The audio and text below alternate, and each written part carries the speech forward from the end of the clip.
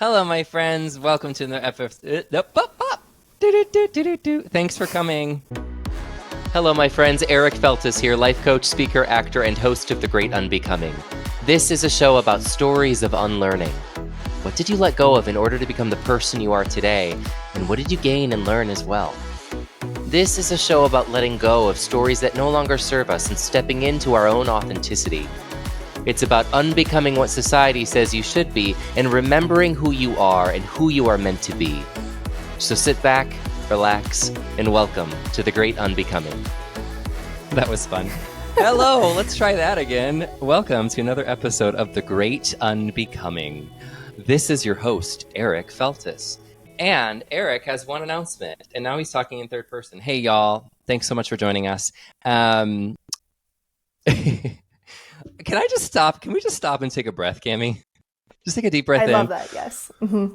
Hold it. Release. I feel so much better, and I'm not cutting any of that out because humans are messy and messiness is beautiful. It's real. I have one announcement. I just want to let anyone on this call listening right now who is a gay, bi, or trans man who has been burned by the church to let you know that A, you're not alone, and B, you don't have to stay stuck in that shame forever. If you want any information on how I can help you, you can email me at eric@lifecoachingbyfeltis.com, or you can DM me on Instagram at ericfeltis, and I'd love to talk to you. Now, one thing I love about the work I do as a life coach who helps gay men free themselves from church shame is that I get to meet other life coaches who help other people free themselves from other things. It sounds like a Mad Lib. And I am so excited to introduce a guest to you that I have met through our mutual coaching program, which is called High Impact Coaching. This is Cami Thelander, who is a grief coach and craniosacral therapist who offers a mindful, body-oriented approach to healing from loss. After watching her dad die at the age of 11, Cami spent a decade struggling with complicated grief until she discovered that her body held the solutions to her recovery. I love that.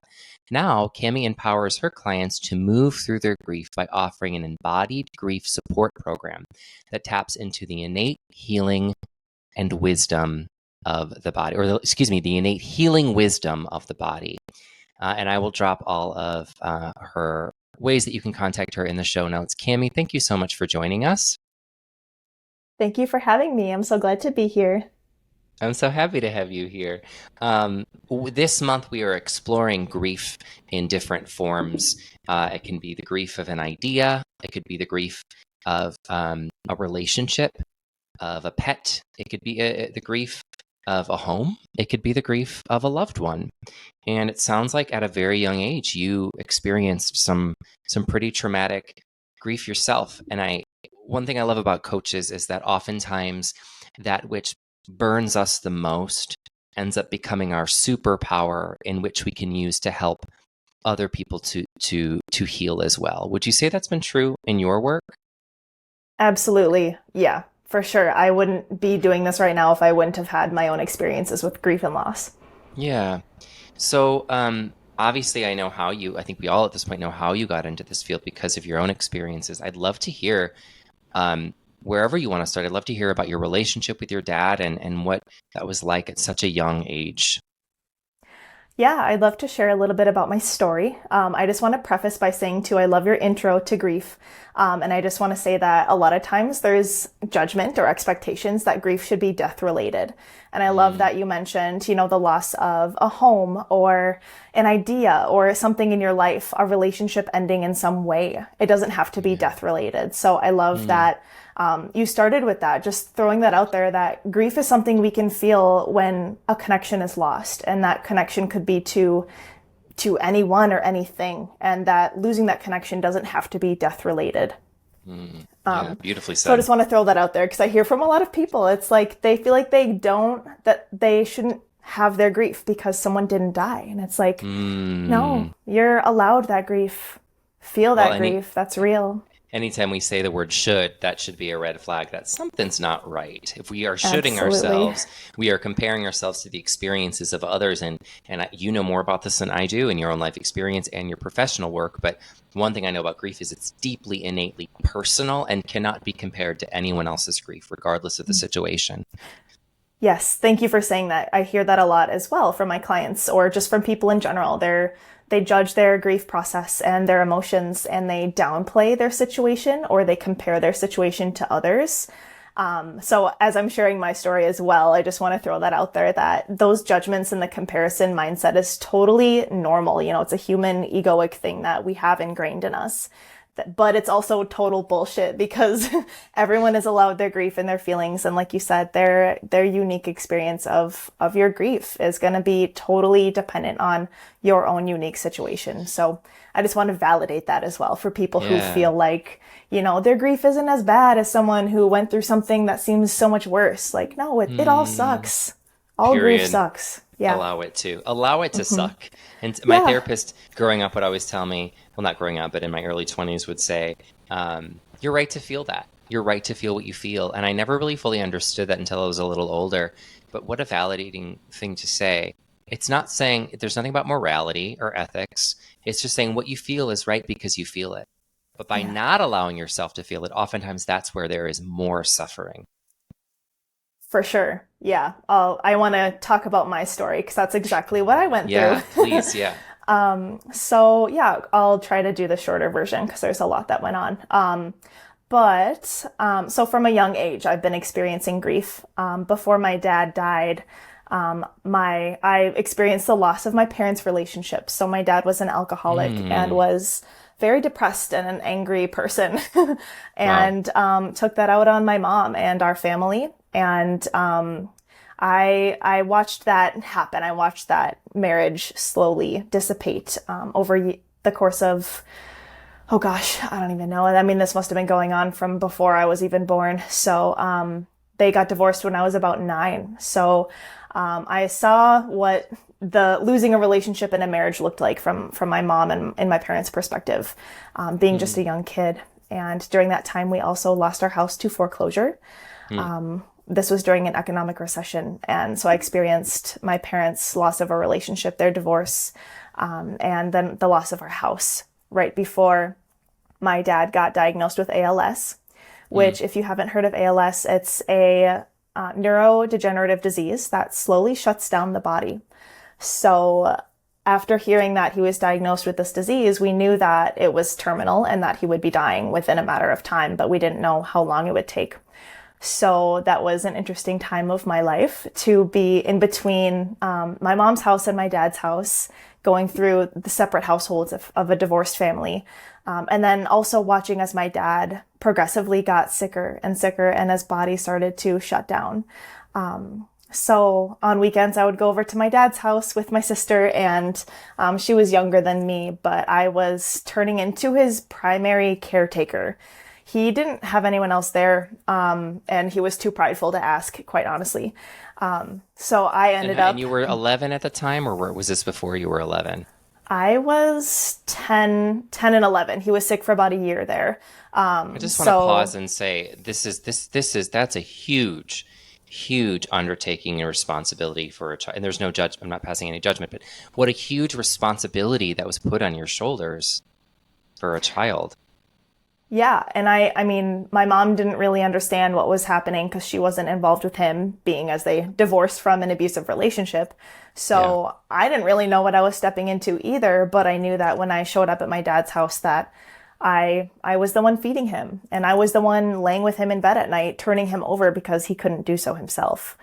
So that was very, very confusing for me being 10 and 11 and experiencing that. Eventually, he did get sick enough where he went into hospice. So he had the full-time support. He was at a facility. And that was an interesting time period because I didn't see much of him once he went into hospice. He didn't want us to see him that way. And they wouldn't allow visitors unless my dad approved. So that was an interesting loss in itself. Before he died, from not being able to see him during those last few months where he was very much I mean, he couldn't speak, like he couldn't move. He was in a wheelchair. So I understand where he was coming from, that he didn't want his kids and his family to see him like that, but that was hard to understand as well. Mm. So then eventually we get a call from my aunt who is at the hospice with him, and she tells us that my mom and my sister and I need to come over there immediately because he's about to die. He was actively dying at that point. So we rushed over there and got into his room, and he was unconscious. And as soon as we stepped into the room, my mom, my sister, and I stepped in there. He was basically already gone. He had been just holding on enough for us to get in there. And then as soon as he knew that we were there with him, he died. So I was there bedside with him when that happened. And that was intense. Can we pause here? Yeah. Can you share a little more of what that experience was like, being in that room when he transitioned? Oh, this is not a good time to lose you. Oh, are you there? Oh, I'm Are here. you there? Okay, we had an internet issue. Okay. Good, we're back. We're back. Yeah, can you explain, like, it was, of course, it seems like it would be intense. Can you shed a little light and some color onto what that was like for you and what happened? Yeah, honestly, it was chaotic. There was a lot of lack of communication, being that my parents were divorced, and the rest of my dad's side of the family was fearful in their own way, and they knew that he was dying hours before we got there, but no one communicated to us that he was actively in the dying process. And they can tell that based on how the body starts to shut down. So there's some clues as well. And I later had gone through death doula training, so I was familiar with what this process. But of course, at 11, like, this was really scary to walk into this room and see my dad there with some tubes in his nose, and he's gently propped up, and his body at this point is like skin and bones. Like, he's already dead, basically, and had been like that for a while. So it was very chaotic with the heightened emotions of the family there.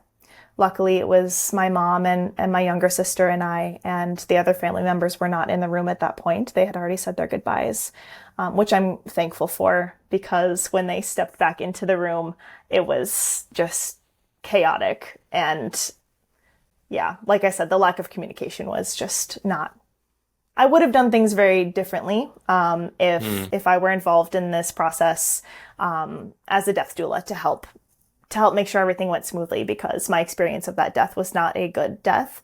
It was very chaotic, and looking back on it, I have a lot of my own grief with the way that this went for him, knowing that things could have gone a lot smoother and honored his transition in a different way.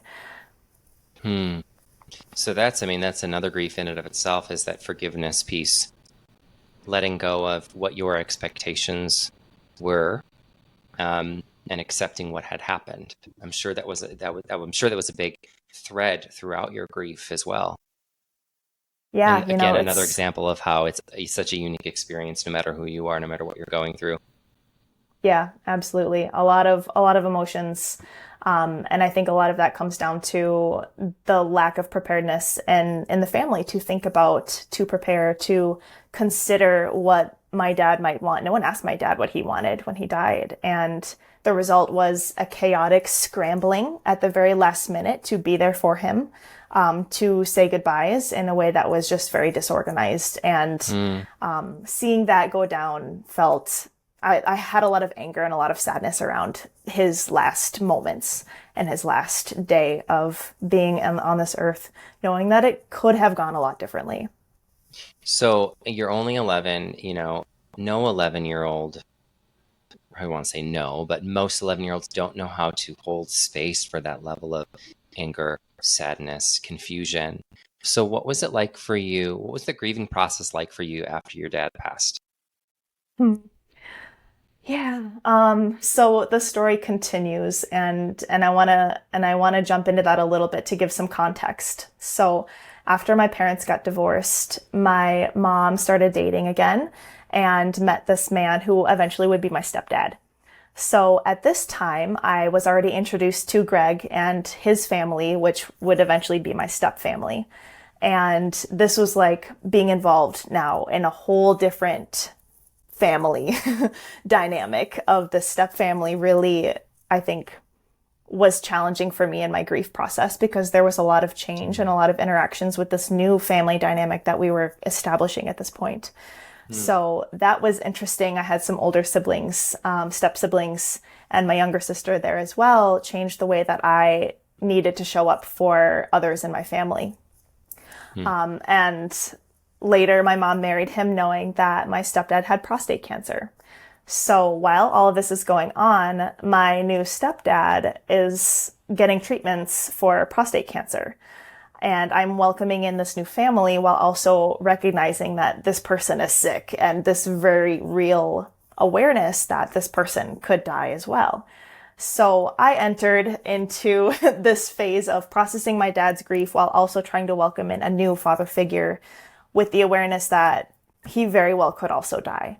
So this was a very confusing time for me. And like you said, an 11-year-old doesn't necessarily know how to hold space for all of this. And I did my best to ignore it. I did my best to not hold space for it and to try to do normal kid things because I was so confused and so lost and didn't have the support that I needed to really process what was going on for me.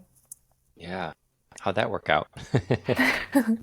Oh, well, yeah. A few years later, my stepdad died. So I was 15 years old and was with him when he died as well. This time he was at home, surrounded by his family, with music playing, and we all were surrounding him. And it was wholesome and exactly what he wanted his death to look like.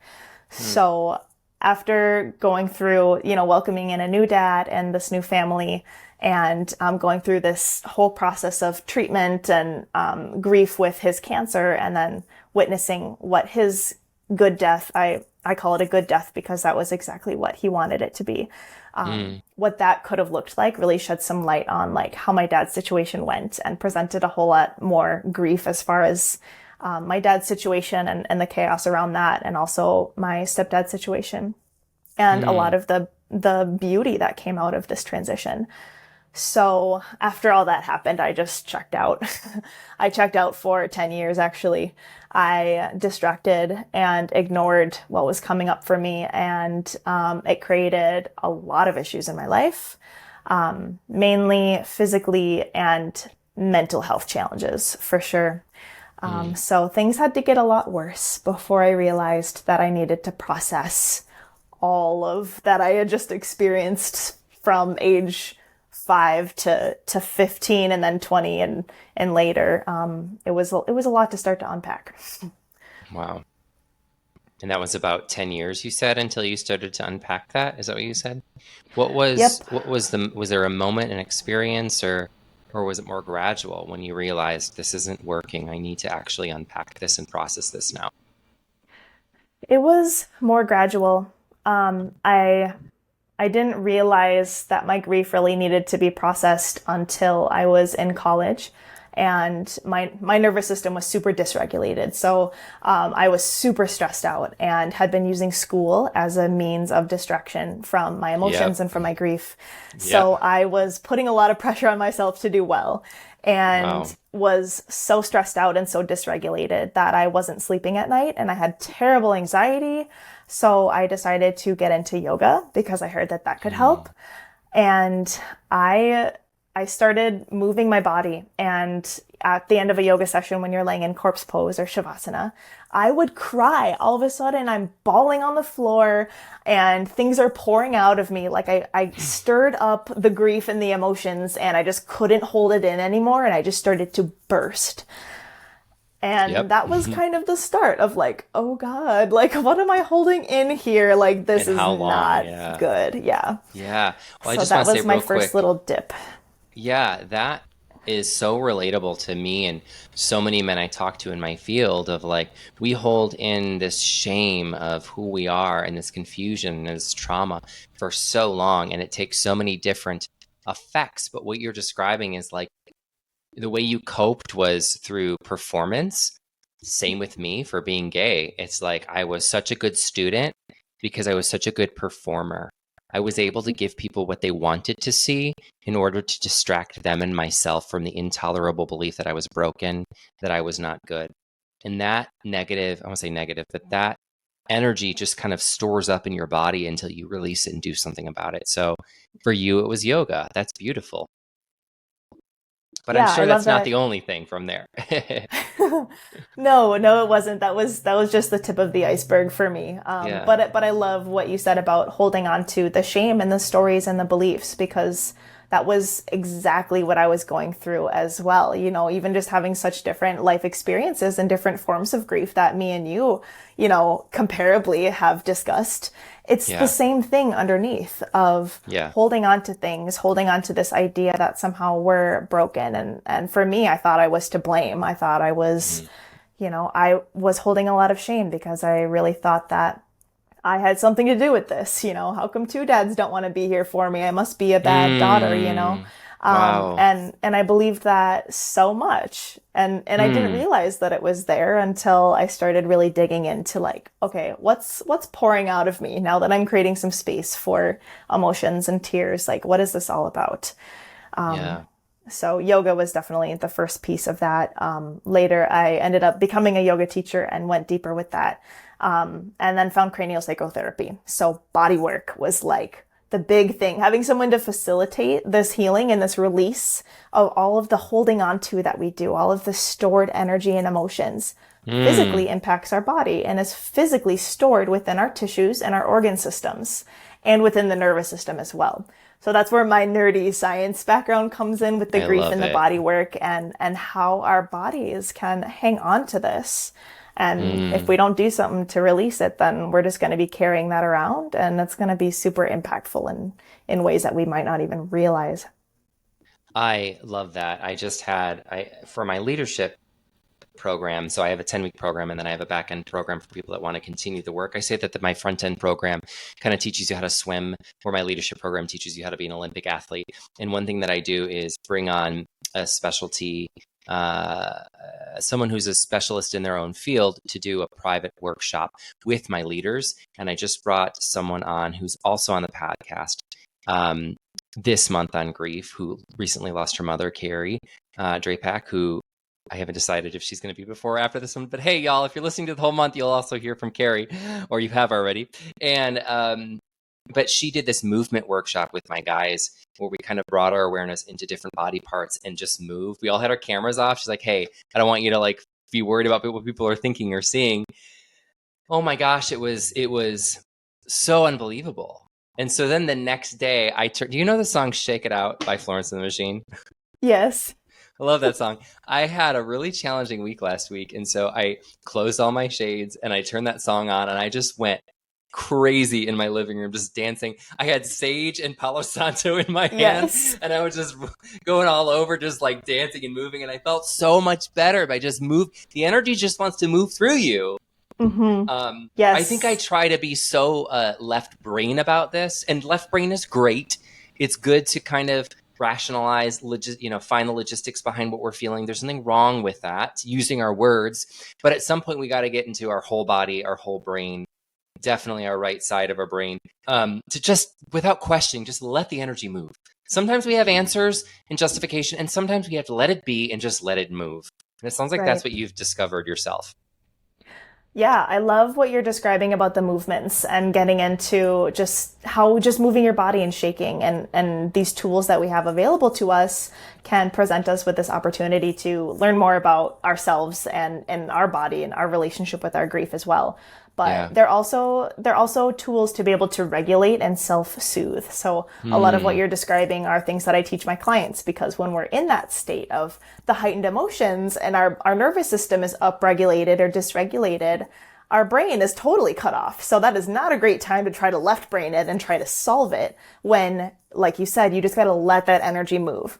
Your body's in a response. It wants to protect you. So now we have to roll with it and trust that our body knows how to protect ourselves and how to solve Yeah.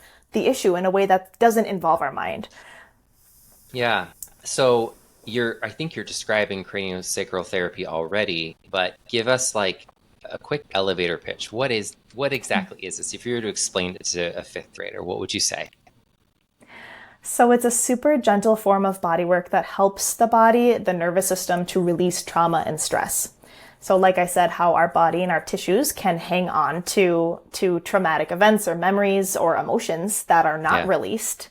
They get shoved down in our system somewhere, and that's Yeah. exactly what this body work does. So it is Yeah. hands-on, and it's super transformative. I do this with my local clients to Minnesota. But the idea is that we need to support our nervous system in regulating, in dealing with the stress.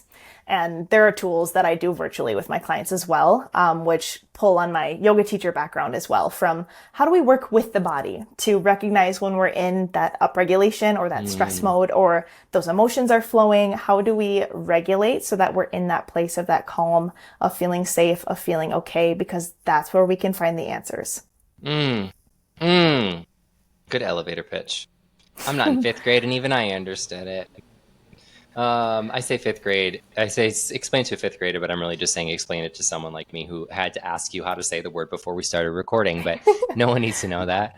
Um, how have you, with your clients, with your program, I don't know about you. I feel when I work with my men, there are things that come up in my own body that I never even knew were still there. And I feel like I'm still processing my own grief, my own shame, my own Brené Brown says you can't actually be shame free. So I lie to people. You can become shame resilient, but the shame, like new circumstances, new external situations can still, I don't like the word trigger, but can still reactivate that inner child trauma in new ways.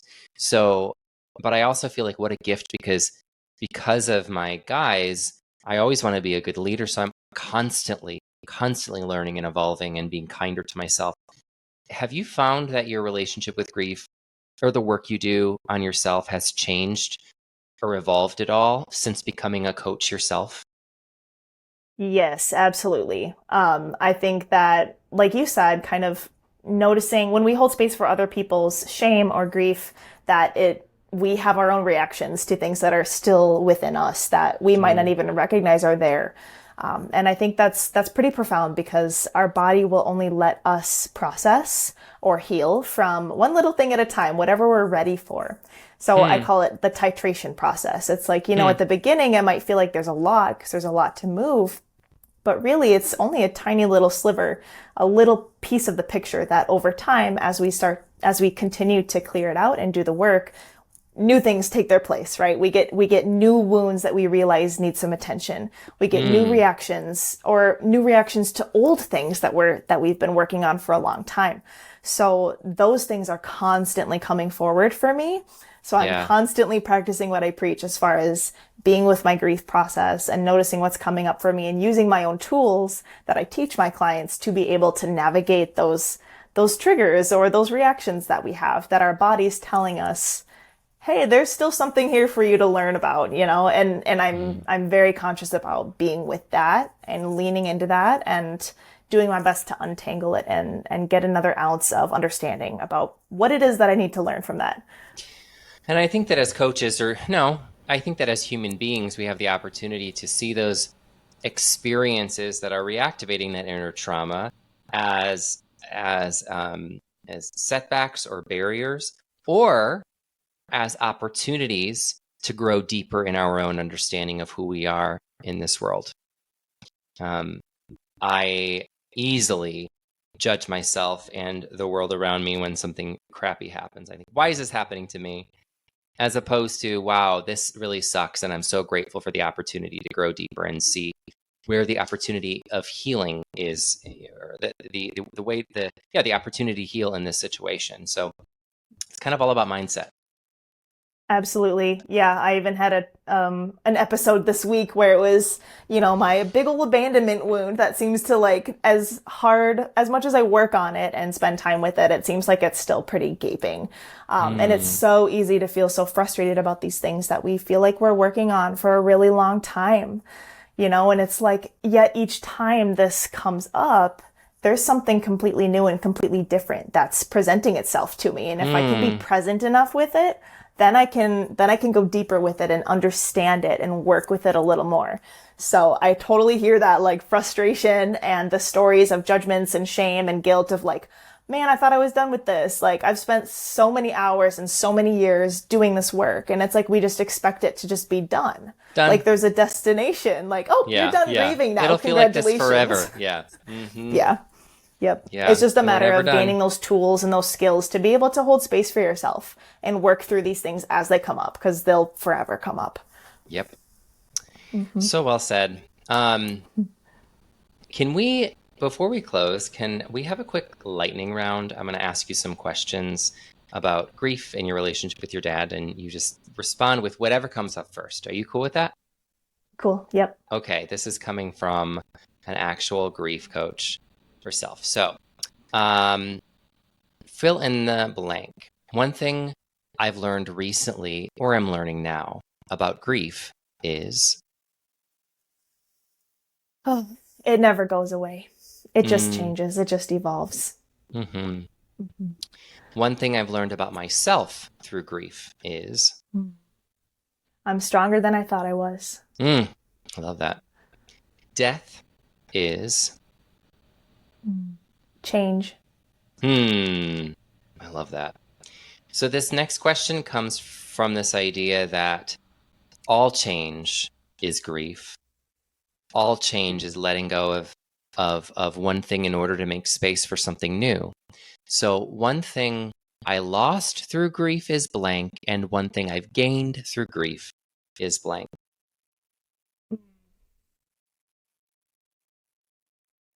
Yeah, that feels more abstract to me. Immediately in my head, my response was, I lost myself, yet I also gained like myself in a new Let's way. do that. Let's do Just that. coming Can you coming home. Yes.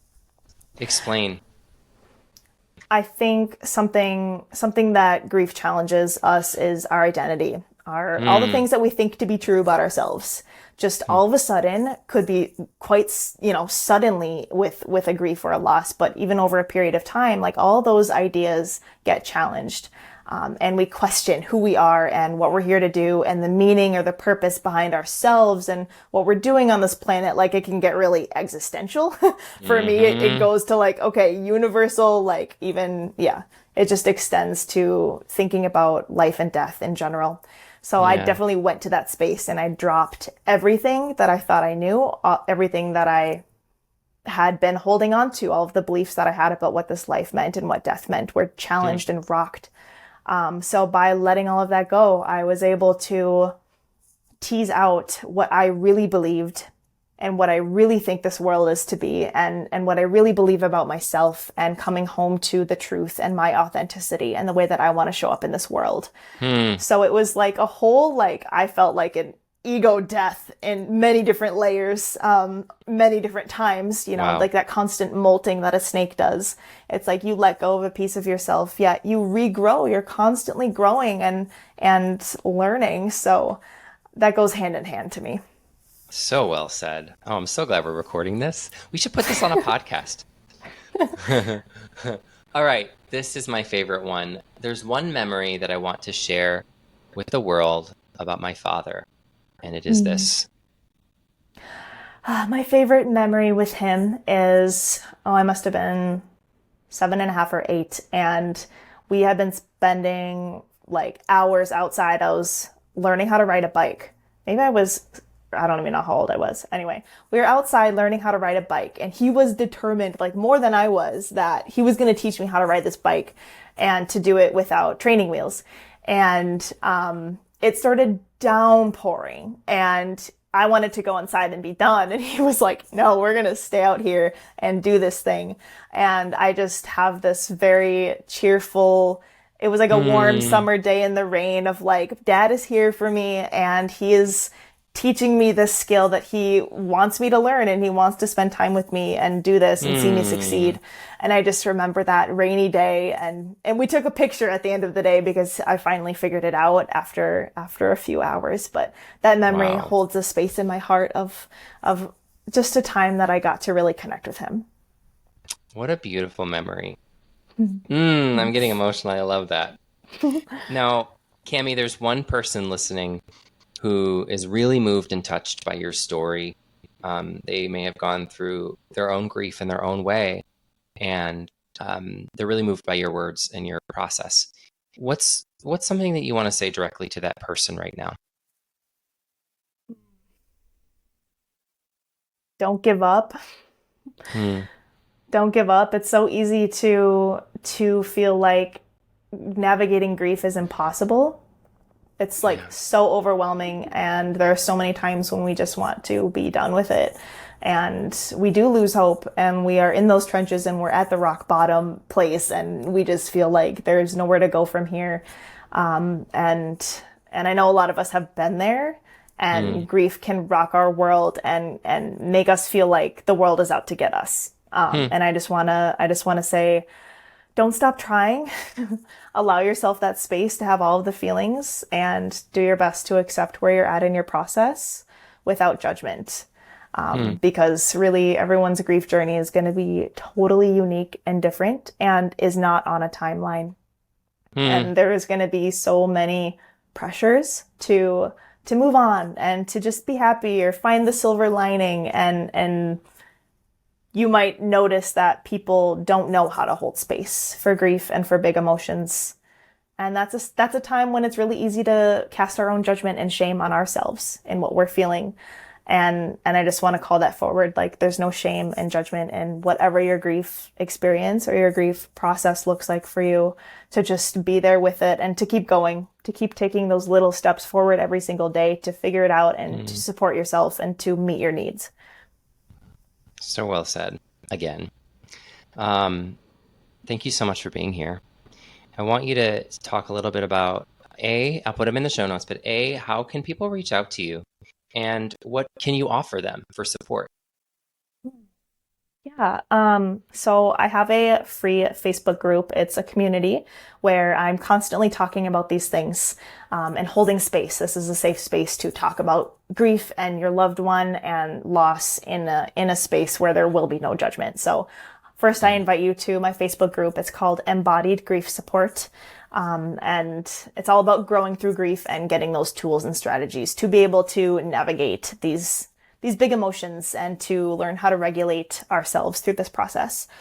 So that's my first recommendation, in a way that you can get a lot of resources for free. And from there as well, like, I'm always happy to get on a phone call, and I love hearing people's stories. Like, I love being a safe space for people to talk about their loved one and to talk about their grief and their challenges. Like, I'm all ears for all of that. So you can reach me from that Facebook group, Embodied Grief Support, or you can find me on my website as well, barefootyogi.com, and that's bear like the animal. And I know those will be in the show notes, but that'll have a prompt to reach out and contact me from there. Beautiful. Cami, it's been a pleasure. Thank you so much for being here. Thank you, Eric. It's been awesome to... Yeah, it's been really great awesome to openly talk about grief, and that's part of my mission here, is to have these conversations and open up that door, because it's something that so many of us need to get off our chest and need that safe space to be in that deep grief. So it's been a pleasure to share a little bit of that with you. It's been an honor. And listeners, it's been an honor to have you here, and I will see you all with another guest next week. Bye.